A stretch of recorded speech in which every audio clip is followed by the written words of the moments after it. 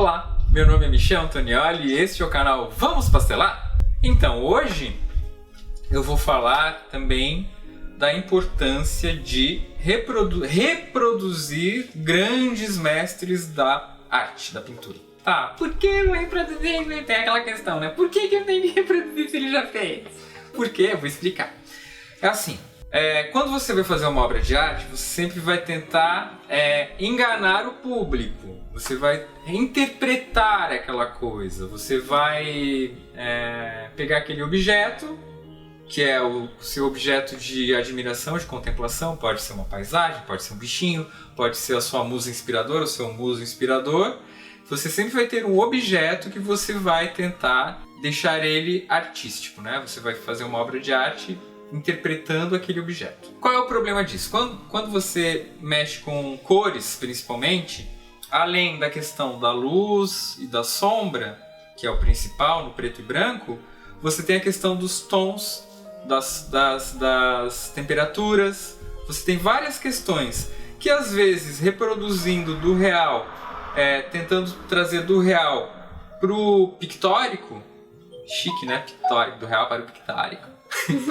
Você pode ficar um pouco confuso, porque você não sabe como interpretar, digamos, uma paisagem, ou então o tom de uma pele, ou então o tom local de uma laranja, todos esses conceitos mais artísticos do real para o pictórico, para a obra de arte, dependendo do material que você vai utilizar. No caso do giz pastel, a gente está utilizando cores, fica um pouco mais complicado. Qual seria o nosso pulinho do gato? Antes de partir para a sua produção, digamos, autoral, original e tal, se você vai reproduzir de alguma foto, ou então de uma paisagem do 3D para o 2D, ou então você vai trabalhar com modelo vivo ou uma natureza morta, reproduza os grandes mestres. O que acontece? Aqui a gente tem um livro de arte do Cézanne, que era um francês. Você pega uma paisagem assim, ou uma obra assim, né? Essas aqui são todas no óleo. Só que o pastel se presta muito bem a reproduzir coisas feitas na tinta óleo, porque o pastel é pigmento puro. Então o que acontece? Como é que você vai estudar? Como é que o Cézanne resolveu essas casas, essa folhagem e tal? Usando os pigmentos. Você não vai ficar interpretando o que tem no real.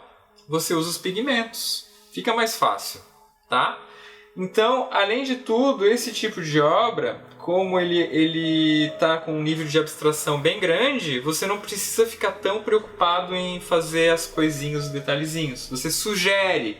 Então aqui você, por exemplo, trabalha mais os tons, né? As cores.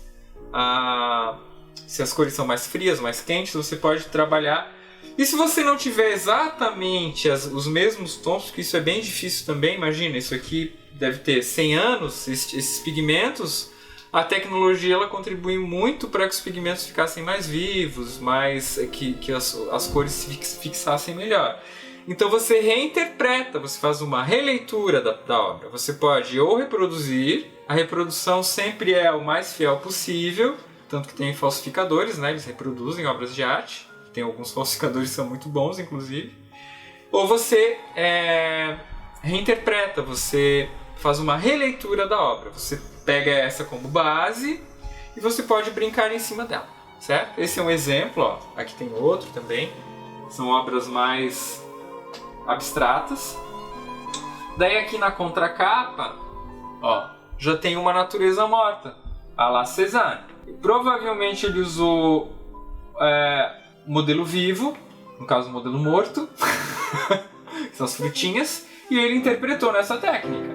Mas para o Cézanne chegar nesse nível de abstração ou de originalidade, relembrando, vocês veem que ele tem uma formação bem sólida, né?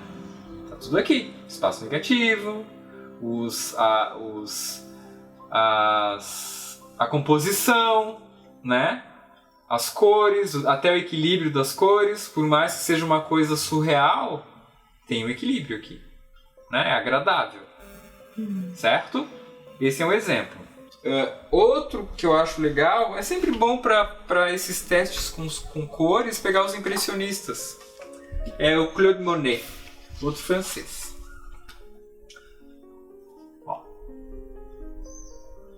Olha que legal para pegar. Aqui tem uma paleta não tão ampla, você escolhe os giz pastel que você tem e reproduz. Fica lindo. Até uma pessoa que não tenha tanta experiência ou que seja novata tá começando, né? Ainda não é um artista, tá estudando, tá começando. Fica fácil, você pega alguns poucos bastõezinhos de giz pastel e tranquilamente reproduz essa imagem aqui. Até uma pessoa que não tenha tanta experiência consegue fazer uma obra interessante, né? Fazer uma reprodução interessante. Então eu acho muito válido como uma maneira de estudo também, tá, gente? Agora, para vocês não pensarem que eu tô puxando o saco dos franceses, eu vou pegar um Picasso. Digamos que você já tenha um pouco mais de experiência e tal, e você se encoraje a reproduzir a figura humana. Você já estudou, já viu as proporções do corpo, se bem que aqui nesse quadro do Picasso, dá para perceber que ele alonga, né, um pouco as formas. Tá dentro de uma proporção, só que ele mexe, ficou uma coisa meio El Greco, né? O El Greco, apesar desse El Greco, ele era um grego que trabalhou na Espanha, por isso que acabou ficando El Greco. E é interessante o El Greco, da época dele pro Picasso, se eu não me engano, o El Greco ele é barroco, ele é renascentista, posso estar enganado, não me venha a época na cabeça agora. Tem uma semelhança, né? O Picasso ali no final do século XIX, começo do século XX, olha só, eles conversam aqui. Então isso aqui lembra um pouco o El Greco. O que é interessante aqui nessa obra, se você for reproduzir, são as cores vivas, né? São cores bem vivas. Então, digamos que você não me sinto seguro de fazer a figura humana, mas você pode fazer um estudo das tonalidades, ó. Você tem os seus giz pastel, você pode fazer uma composição abstrata se baseando nisso aqui. Por exemplo, é uma sugestão, tá, gente? Não estou sendo ditatorial. Estou só dando sugestão. Então, uma maneira de estudar muito legal é reproduzindo obras dos grandes mestres. Porque você economiza a dor de cabeça, às vezes, de como é que eu vou interpretar? No começo parece fácil, vou lá, pego uma foto e vou reproduzir. Não é tão simples assim. Não é tão simples assim. Porque às vezes uma cor pura do pastel ela não chega no tom. E às vezes a combinação das cores também vai deixar aquilo ali estranho. Então, por mais que você tenha um tom local, você tem que tem uma coisa chamada, eu vou abordar isso em outro vídeo, que é um outro aspecto dos fundamentos do desenho, que é o contraste simultâneo. Spoiler! Cenas dos próximos capítulos. Contraste simultâneo. Prometo que eu faço um videozinho sobre o contraste simultâneo.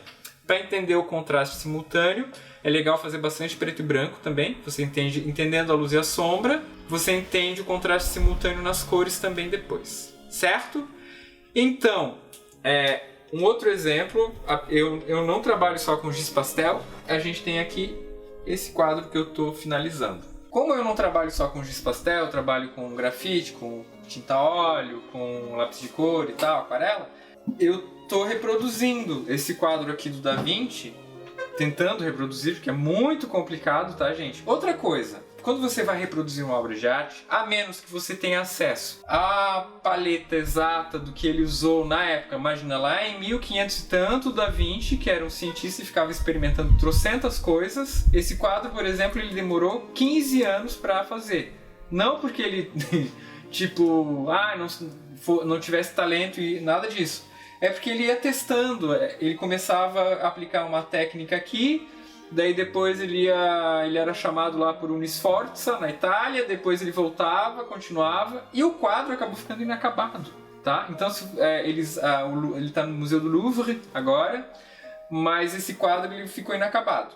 Isso aqui é uma encomenda, eu tô terminando, e por mais que eu tente reproduzir exatamente, é muito complicado. Uma, porque os pigmentos da época eram mais restritos, Depois, ali com os impressionistas, quando a indústria começou a fazer testes e ficou mais fácil de sintetizar, a indústria química também começou a sintetizar alguns pigmentos, mudou tudo.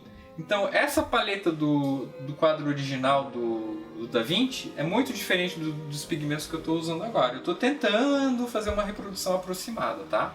Na minha visão tá ficando legal, né? Pra mim tá ficando legal, tá ficando bom. Mas não vai nunca ser igual. Uma que eu não sou falsificador, outra que eu não tenho acesso à questão dos pigmentos, da composição química deles para reproduzir. São tintas prontas que eu compro para reproduzir. E outra que a dimensão também não é a mesma, ou seja, é só é um quadro para ilustrar uma parede, né? O que eu tô aprendendo com esse quadro? Eu tô entrando no universo do Da Vinci de uma certa maneira. Como ele pensou, essa composição, tem toda a questão da disposição do quadro. Aqui, se a gente fizer uma análise técnica, tem a pirâmide, tem outra pirâmide, tem outra pirâmide. Então eu não vou entrar nesses detalhes, que não é o objetivo do canal. Aqui é só um pouquinho para vocês verem qual é a importância de reproduzir obras clássicas ou obras de algum artista que você goste. Uma coisa importante também, procure artistas que você se identifica. Se você se identifica com um artista que vai mais para a questão abstracionista, reproduza obras dele também, porque você vai aprender cores. Pega um Miró e tenta reproduzir alguma coisa em giz pastel. Pega um clássico, um renascentista, tenta reproduzir. Eu acho mais fácil reproduzir esses figurativos mais soltos, porque você trabalha as cores, né? Pega os artistas que têm a questão da cor mais saturada, que eles acabam não neutralizando tanto, que fica mais interessante de trabalhar. Esse aqui particularmente eu acho bem legal de reproduzir com giz pastel, dá um resultado bem interessante. Monet, tem o Manet também, tem o Degas. Esses impressionistas franceses, eu acho que fica bem interessante, é uma dica que eu dou, certo? Então a dica de hoje foi essa. Pegue seu artista preferido, reproduza e vamos pastelar!